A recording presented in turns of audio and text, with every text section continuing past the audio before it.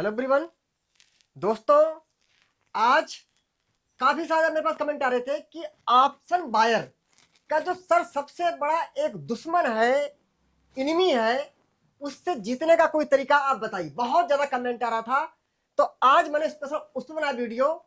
Believe करिए मुझ पर, ये जो चीज बता रहा हूं हो सकता है वीडियो अभी आपको ऐसी ना मिली हो। इसमें मैं आपको एक इंडिकेटर है RSI, उसको लूंगा और उसके साथ में मैं डिमांड जोन को थोड़ा सा मर्ज करूंगा। उसके बाद इतना बेहतरीन रिजल्ट दोस्तों मिलेगा कि वाकई उम्मीद करता हूं इसका बेहतर फायदा भी उठा पाएंगे। ठीक है, देखिए दोस्तों, क्या है, इतना एक तो चीज हम लोग जानते ही हैं, मैं उसमें कुछ नई चीज ऐड कर रहा हूं। कैसे?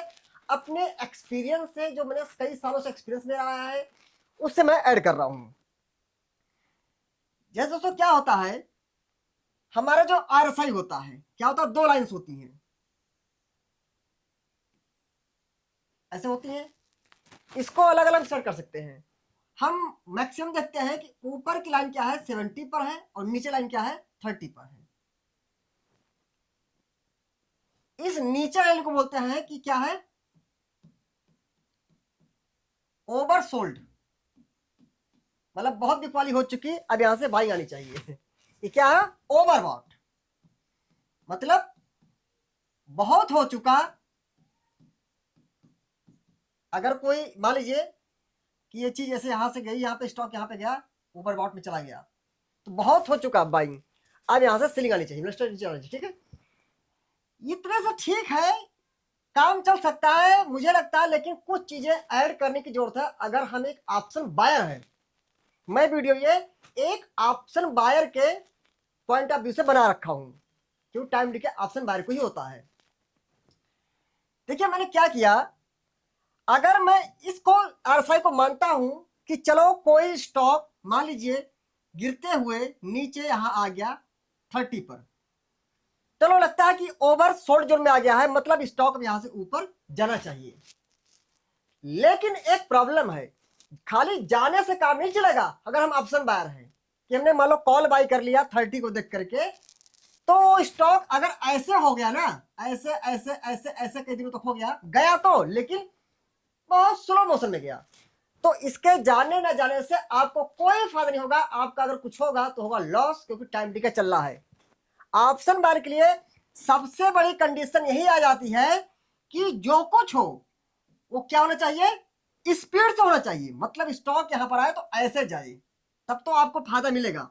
अदरवाइज उसके चलने ना चलने से थोड़ा बहुत कोई फर्क नहीं पड़ता है। अब देखिए इसमें प्रॉब्लम क्या आती है कि 30 पर क्या इशू आ रहा है। देखिए आपको लगता है कोई स्टॉक इतने ऊपर से गिरते हुए, कोई स्टॉक क्या हुआ, इतने ऊपर से गिरते हुए क्या हुआ, यहां पर आ गया 30 पर।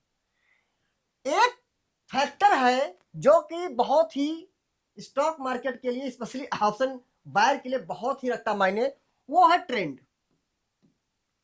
कि अगर ट्रेंड आपके अगेंस्ट है, आपके अगेंस्ट हो गई ट्रेंड, तो आपके ट्रेड को स्लो कर सकता है या स्टॉप लॉस भी हिट करा सकता है। ट्रेंड वाला फैक्टर आता है। तो मैं मानता हूं कि चलो 30 पर ऐसा ही आ गया, बाकी आपको कोई कंफर्मेशन मिल भी गई कि यहां से स्टॉक ऊपर जा सकता है, ठीक, अच्छी बात है। लेकिन आपको लगता है कि स्टॉक इतने ऊपर से गिरते हुए आ रखा है, इतने ऊपर से गिरते हुए आ रखा है, मतलब हो सकता है कि 100 रुपीज से स्टॉक गिर करके ये हो सकता है 70 पर ट्रेड कर रहा हो या 60 पर ट्रेड कर रहा हो। किसी स्टॉक में 30%, 40%, मतलब 25% भी करेक्शन हो गया, तो स्टॉक क्या हो गया, डाउन ट्रेंड हो गया, थक गया स्टॉक। मतलब अब इसमें यहां से तुरंत हम ये उम्मीद करें कि ऐसे मूव आ जाएगा अचानक सडनली वी शेप में, उसके चांसेस बहुत कम हो जाते हैं। इसलिए 30 वाला जो तरीका है वो ऑप्शन बायर के लिए उतना हितकारी शायद मुझे लगता है साबित नहीं हो पा रहा है। ये जो पूरी वीडियो बनाया है वो अपने मैं पर्सनल एक्सपीरियंस में बना रखा हूं। ठीक है, अब इसको मानने के लिए बात नहीं है, आप अपने हिसाब से देखिएगा, मैं बता रहा हूं आपको। ठीक है, तो ये चीज फेल हो जा रही है क्योंकि ट्रेंड हमारे अगेंस्ट हो रहा। 30 पर मेरा दिल कह रहा है कि यहां से RSI 30 पे आ गया है और हमको डिमांड में स्टॉक मिल रहा है, लाओ भैया में कॉल बाई करते हैं, आपने सोचा। लेकिन ट्रेंड आपके अगेंस्ट है, क्योंकि ट्रेंड तो डाउन है, ट्रेंड डाउन है, और डाउन ट्रेंड में 30 पर पोजिशन बनाने से हमको टाइम लॉस हो सकता है। ठीक है। ऐसे ही केस सप्लाई जोन के लिए है जब आप पुट वाला काम करते हैं। ये वीडियो कॉल के लिए बना रहा हूं, ठीक है, कि हम एक कॉल बाय जब करते हैं। पुट के लिए मैं दूसरी वीडियो बना दूंगा, वैसे इसी का आप, ठीक है, समझ लीजिए हिसाब से, तो पुट के लिए भी रहेगा। अभी आप कॉल के लिए मैं बता रहा हूं, ठीक है। एक वीडियो में एक चीज समझते हैं तो चीज क्लियर होती है। पुट वाला अगर आपको चाहिए होगा तो मैं क्या करूंगा, आप कमेंट करके बताइएगा, मैं उस पर वीडियो बना दूंगा, ठीक है। तो ये प्रॉब्लम आती, तो मैंने एक बीच का रास्ता निकाला कि एक काम करते हैं, लाइए एक हम बीच का रास्ता निकालने की कोशिश करते हैं। ना 70 और ना 30, एक बीच का रास्ता निकालते हैं। वो मैं रास्ता क्या निकाला, ठीक है, 70-30 जो है उसको ऐसे आप रहने दीजिए। इनके बीच में क्या कर रहे हैं, मैं 20 पॉइंट ऊपर जा रहा हूं 30 से, और 20 ही पॉइंट नीचे आ रहा हूं 70 से। इससे मैं आ गया 20 पॉइंट नीचे, और इससे मैं चला गया 20 पॉइंट ऊपर। थोड़ा सा ड्राइंग बना रहा हूं, ऊपर नीचे हो सकता है। एक सेंटर निकाल रहा हूं, तो वो जो सेंटर वाला निकलेगा एक लाइन, वो शायद आप कह सकते हैं ये निकलेगा, क्या निकलेगा, 50 निकलेगा। इसको भी मैं लाइव चार्ट बताऊंगा आप लोगों को चीजें। एक सेंटर का पॉइंट जो निकल के आ रहा है वो 50 आ रहा है। 70 से 20 पॉइंट नीचे आ गए और 30 से 20 पॉइंट ऊपर चले गए 50। इससे फायदा क्या हो गया, हम दो ऐसी एरिया से बच गए जहां पर हमें डर है कि ट्रेंड हमें धोखा दे सकता है, या आरएसआई ही हमको खुद ही धोखा दे दे। कैसे, अब 30 वाले से मैं ऊपर चला गया उठ करके, अब ट्रेंड वाला झंझट खत्म हो गया। अब कोई स्टॉक मान लीजिए क्या हुआ, यहां से गिरते हुए इतना आया, इतना ही गिरने से उसका ट्रेंड उतना डाउन नहीं होगा कंपेयर टू अगर यहां तक गिरते पहुंचा 30 तक। 30 तक तो गिर गया तो स्टॉक में भारी गिरावट हो चुकी है, मतलब ट्रेंड डाउन है। और ट्रेंड किसी स्टॉक का डाउन, उसमें कॉल बाई करने में ऊपर के लिए बहुत रिस्की होता है। तो मतलब यह हुआ कि अभी 70 से 50 पे आया है कोई आरएसआई किसी स्टॉक का, तो मतलब मान सकते हैं उसका ट्रेंड उतना डाउन नहीं हुआ है, थोड़ा गिरा हुआ है।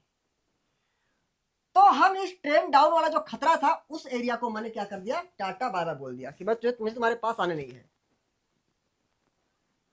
50, अब 50 और 50 ही होता है। इस 50 वाली एरिया के ऊपर थोड़ा ऊपर नहीं चलता है, थोड़ा इससे ऊपर या इससे थोड़ा नीचे, मतलब ऊपर कहे तो 50 से 55 तक, और नीचे कहे 50 से 45 तक, ऐसे 5 पॉइंट इस एरिया में जब आरएसआई चल रहा हो, और यही, और उस समय आप उस स्टॉक को पढ़ेंगे जिस स्टॉक में आरएसआई 50 के जो सेंटर मार्क किया है उससे ऊपर नीचे 45-55 के आसपास आ गया हो, तो मतलब कहीं ना कहीं कह सकते हैं ओवरबॉट जोन से वो नीचे आ चुका है। मतलब खतरा तो यहां पर है ना सबसे ज्यादा, कि ओवरबॉट जोन में चला गया स्टॉक, तो वहां से स्टॉक डाउन आ सकता है, जो कि आ चुका है। डाउन हो तो आ चुका, तो अब और सेलिंग इसके बाद भी आए वो आवश्यक नहीं है।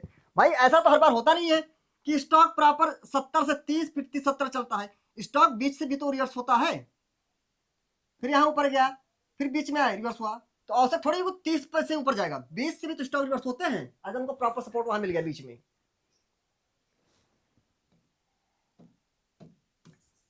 तो दोस्तों इसमें क्या है, जब यहां पर आ जाए तो एक ही चीज हो गई कि ओवरबॉट जोन से स्टॉक हट चुका, नीचे आ चुका है। जो सेलिंग यहां से ओवरबॉट जोन से आनी थी वो आ चुकी है, स्टॉक नीचे भी आ चुका है, और स्टॉक 50 आरएसआई के आसपास आ गया है। मतलब अभी इसका ट्रेंड डाउन नहीं हुआ, 30 तक तो बहुत डाउन हो जाता है। जब आरएसआई 50 के आसपास हो किसी स्टॉक का, तो सिर्फ आरएसआई देख करके नहीं, उस समय देखिए अब किसी स्टॉक में कि इस समय कौन सा स्टॉक अच्छे डिमांड जोन में है, अच्छे डिमांड में कौन सा स्टॉक है, सिर्फ वही स्टॉक को आप देखिए। आप देखेंगे ऐसे स्टॉक में मैक्सिमम टाइम आप देखेंगे बहुत अच्छा मूव ऊपर की तरफ आ जाता है। कैसे, उसको हम देखते हैं लाइव चार्ट पर, ठीक है। देखिए क्या है, मैं मतलब ब्रिटानिया ओपन करता हूं, ब्रिटानिया, ठीक है।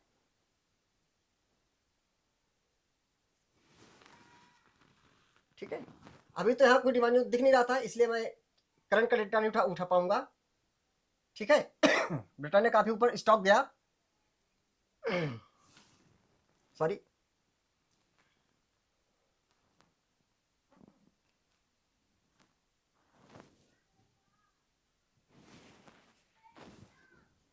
देखिए ये हमने नीचे आरएसआई लगा रखा है।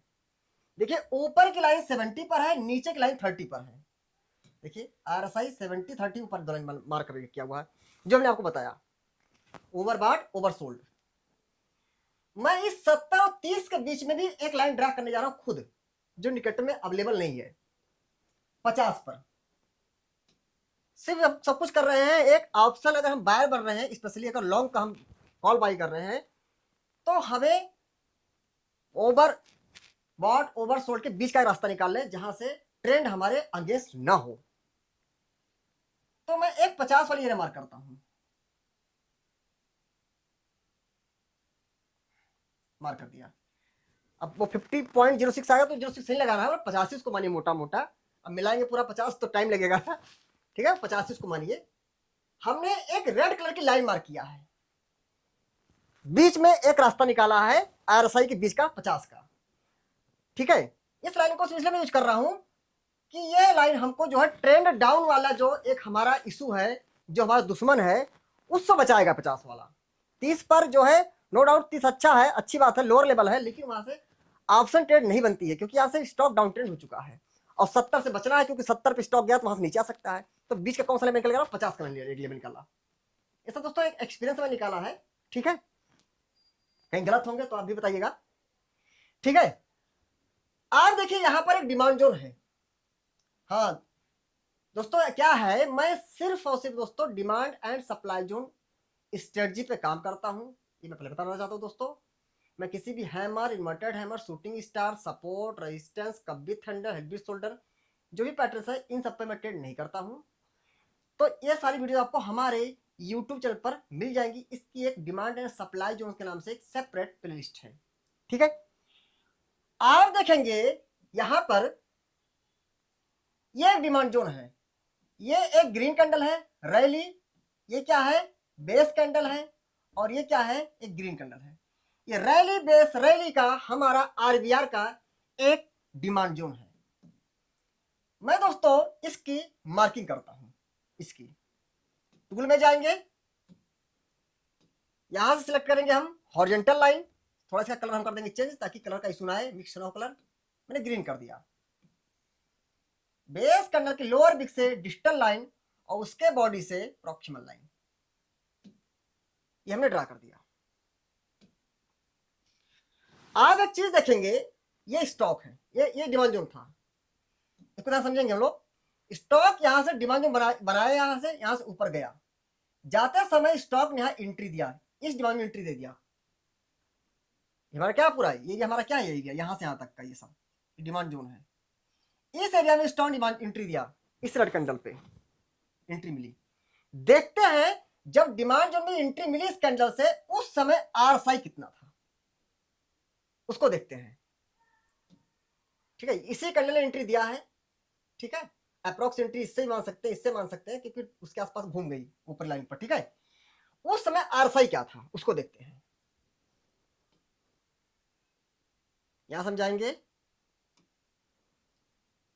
इसने अगर दिया एंट्री, इस कैंडल ने, तो जिस कैंडल ने एंट्री दिया वहां पे एक हॉरिजॉन्टल लाइन आप ड्रा करिए, सॉरी वर्टिकल लाइन, और उस लाइन के सामने देखिए आरएसआई कहां पर है, यहां पर है आरएसआई। मैं इसको मार्क कर देता हूं, आप लोग देख रहे होंगे शायद। मैंने ये एक यहां पर सर्किल मार्क किया है, थोड़ा और बोल्ड कर देता हूं, मैं इसकी बात कर रहा हूं। यहां मैंने एक सर्किल मार्क किया है, क्योंकि जब जिस रेड कैंडल से एंट्री मिली है, उसकी जो सिधाई पे आ रहा है वो यहां पे आ रहा है। ठीक है, इसको मैं एक काम करता हूं, उससे मार्क करता हूं डूडल से, ताकि बना रहे।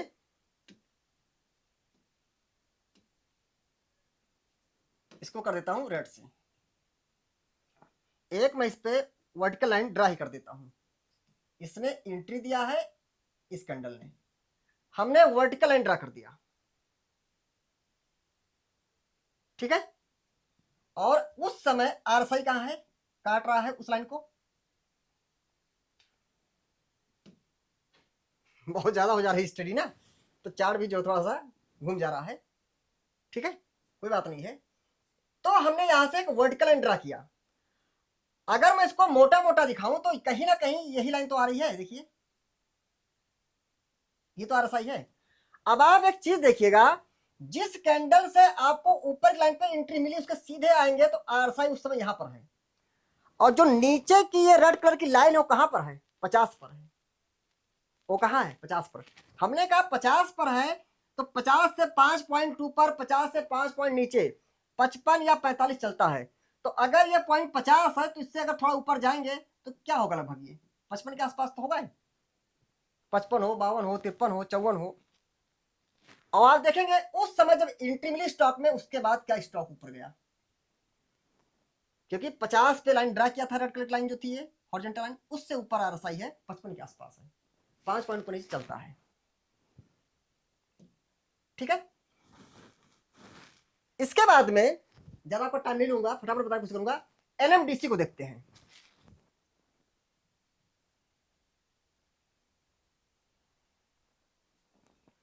एनएमडीसी में आप देखेंगे यहां पर भी मैं क्या काम कर रहा हूं, पहले तो मैं फटाफट एक 50 पे लाइन ड्रा करूंगा आरएसआई के पास में, सेंटर पे, ठीक है। इसको थोड़ा मैं ग्रीन से मार्क करता हूं उस बार,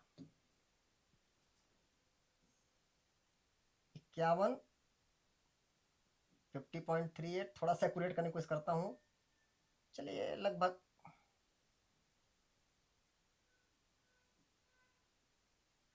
ये हमारा जो है ज्यादा हो जा रहा है बार बार, चलिए हो गया। ये हमने ग्रीन कलर से जो ये लाइन मार्क किया है, ये 50.03 आ रहा हो, 50 मानिएगा मोटा मोटा, ये 50 पे हमने लाइन ड्रा किया है आरएसआई में, 70-30 के बीच का एरिया मार्क किया ट्रेंड को से बचने के लिए। और मैं तो सिर्फ इसे ट्रेड कर नहीं रहा हूं, मैं कल ट्रेंड को अपने साथ जोड़ रहा हूं, इसलिए कि वो टाइम डिके वाला फैक्टर बच्चे, बाकी मेन प्रेफरेंस हमारा किस पर रहेगा, डिमांड सप्लाई और प्राइस पे ही रहेगा। आप देखेंगे एनएमडीसी में क्या हुआ कि यहां पर एक डिमांड जोन है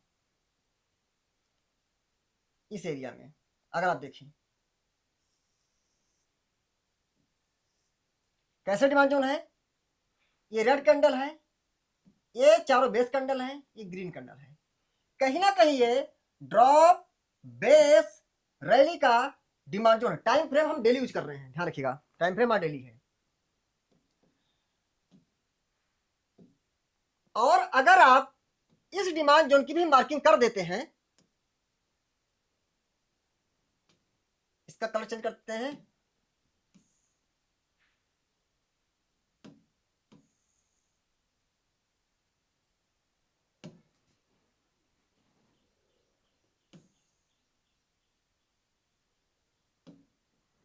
चलिए मार्क कर दिया हमने, चलिए ये मैंने मार्क किया।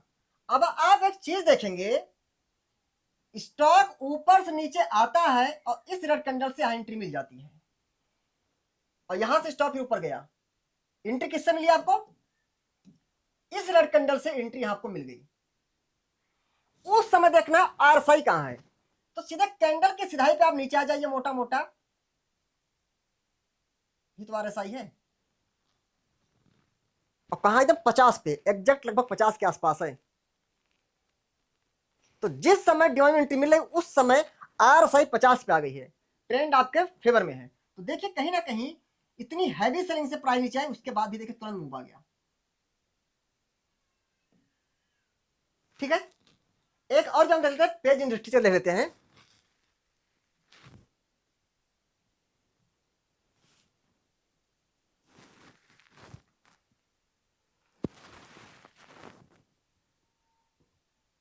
देखिए पेज में क्या है, पहले तो यहां पर भी 70-30 के बीच में एक हम यहां पर हॉरिजॉन्टल लाइन ड्रा करते हैं, बीच का सेंटर निकालते हैं 50 पे, मोटा मोटा मैं मार्क कर दिया, 50.49 हो गया, लेकिन 85 के आसपास वो है, ठीक है। आप देखेंगे यहां पर एनएमडीसी में क्या है, एक यहां पर डिमांड जोन है, इसमें ये रेड कैंडल है तो ड्रॉप, ये दो बेस कैंडल है, ये ग्रीन ग्रीन रैली रैली, ये कहीं ना कहीं ड्रॉप बेस रैली का एक अच्छा डिमांड जोन एनएमडीसी में था। इसके हम मार्किंग करते हैं, ठीक है। देखिए बाकी मार्किंग का एक अलग रूल है पूरा, वो चीज पढ़िएगा। प्रॉक्सिमल क्या होती है, डिजिटल क्या होती है, इंट्री कितना ऊपर रखते हैं, ऐसा कितना नीचे रखते हैं, वो चीज आपको वहां पढ़नी पड़ेगी। यहाँ मैं आपको एक एग्जाम्पल दे रहा हूँ। जब काफी लोग को लगेगा कि स्टॉक सर यहाँ पर तो आया लेकिन एंट्री कहाँ हुई, स्टॉक तो ऊपर से निकल गया। लेकिन जब आप वीडियो देखेंगे तो आपको पता चलेगा कि प्रॉक्सिमल बोलते हैं डिस्टर्ब होते हैं, प्रॉक्सिमल से ऊपर एंट्री रखते हैं और डिस्टेंस ज्यादा नीचे से लगते हैं, वो आप पढ़ लीजिएगा, ठीक है। तो देखिए स्टॉक यहाँ से नीचे आता है और देखिए प्रॉपर यहाँ पर एंट्री हुई और उसके बाद यहाँ से प्राइस ऊपर चलेगी पेज स्ट्रेटजी में। अब हमको ये देखना चाहिए कि जिस कैंडल से एंट्री मिली है लगभग उस कैंडल के समय आरएसआई कितने पे था। लगभग इस कैंडल को आप एंट्री मार रहे हैं, लगभग देखिए जो हमने 20 का ड्रा किया था 50, उसी 50 के आसपास है, 2 तो नीचे हो सकता, कोई दिक्कत नहीं है, उसी के आसपास था। उसका रिजल्ट आया कि प्राइस में बहुत जल्दी अप मूव मिल गया, इतना साइडवेज का चक्कर नहीं पड़ा टाइम डिके का। आया लगता है प्रॉपर एंट्री नहीं तो आप इसको मत मानिए, ठीक है। ऐसे बहुत से ट्रेड्स मिलेंगी, ठीक है। तो दोस्तों ओवरऑल हमारा प्रयास था कि आपको मैं टाइम डिके वाले फैक्टर्स, देखिए सही बात तो यह है कि ऑप्शन बार आप हैं तो टाइम डिके तो हर एक दिन के साथ होगा, लेकिन एक है कि टाइम डिके कम हो प्रॉफिट उससे ज्यादा हो, तो उसको टाइम डिके उतना नहीं मान सकते हैं। लेकिन एक होता है कि शेयर ही ऊपर नहीं जा रहा है, स्टॉक ही ऊपर नहीं जा रहा है, तो वो टाइम डिके बहुत तेज काम करता फिर, ठीक है। और बाकी दोस्तों एक और चीज बताना चाहता हूं, खास चीज आप लोगों को, कि ये हमारा आईएमएस ट्रेडिंग एकेडमी का टेलीग्राम चैनल है। आपने देखा होगा, अभी कल की बात है, फ्राइडे की बात है, हमने यहाँ बैंक निफ्टी में 125 में डिमांड जोन एक था, मैं प्रिडिक्शन करता रहता हूँ, कोई टिप्स रिकमेंडेशन नहीं है। वहां से बैंक निफ्टी ऊपर गई, इसके बाद आपने को देखा होगा हमने क्या लिखा था, मैं तो इंडेक्स में पूरी तरह से अलर्ट मोड में हूं, और फिर नीचे लिखा स्पेशली बैंक निफ्टी में बहुत ज्यादा हूं। उसके बाद देखिए ये लो बोलते ही गिर पड़ी 400 प्लस पॉइंट, फिर बाद में 500 550 पॉइंट डाउन हुई। ऐसे करके मतलब कि जो भी मैं एनालिसिस करता रहता हूँ चार्ट पर, उसको मैं आप लोग साथ में वो मार्किंग वगैरह शेयर करता हूँ कि आप उसे सीखें। ट्रेड तो बिल्कुल नहीं करना, अगर ट्राई करना है तो सिर्फ पेपर ट्रेड कर सकते हैं, ऑब्जर्व कर सकते हैं। प्रैक्टिकल ट्रेडिंग तो आपको अपनी खुद के एनालिसिस के बाद ही डिसाइड करना है, ठीक है। सिर्फ एजुकेशन में देता हूँ, तो इसलिए आप अगर कोई मार्केट की अपडेट या कुछ और एजुकेशन होती हैं उसको मैं टेलीग्राम पर देता रहता हूं, उसको आप जानना चाहते हैं तो हमारे टेलीग्राम चैनल को आप ज्वाइन कर सकते हैं, जिसका लिंक हमारे हर एक यूट्यूब वीडियोस के डिस्क्रिप्शन में दिया रहता है। ध्यान रहे दोस्तों, हमारे टेलीग्राम चैनल नाम से कई सारे फेक चैनल भी क्रिएट हो गए हैं, कृपया आप उन सबसे दूर रहें। मेरा चैनल सिर्फ और सिर्फ वही रहेगा जो हमारे यूट्यूब वीडियोस के डिस्क्रिप्शन में लिंक दिया रहेगा, इसलिए ऐसे फ्रॉड चैनल से आप दूर रहें। बाकी दोस्तों हमने आपके साथ जो भी एनालिसिस किया, ठीक है, जो भी स्टॉक शेयर किया, वो सिर्फ एग्जांपल पर्पस से थे, उससे आप किसी कोई रिकमेंडेशन एटलीस्ट बिल्कुल मत समझे। ध्यान रहे हमने जो भी स्ट्रेटजी शेयर किया, जो भी चीज शेयर किया, वो मेरा जो व्यक्तिगत एजुकेशन है, मेरा जो एक्सपीरियंस है, उस आप शेयर किया। बाकी ध्यान रहे कोई भी स्ट्रेटजी, कोई भी रूल या कोई भी ट्रेडिंग करने से पहले ध्यान रखें आप अपनी खुद की एनालिसिस और अपने फाइनेंशियल एडवाइजर से सलाह लेने के बाद ही बनाए पोजीशन। ध्यान रहे स्टॉक मार्केट जोखिम पर आधारित है। Thank you.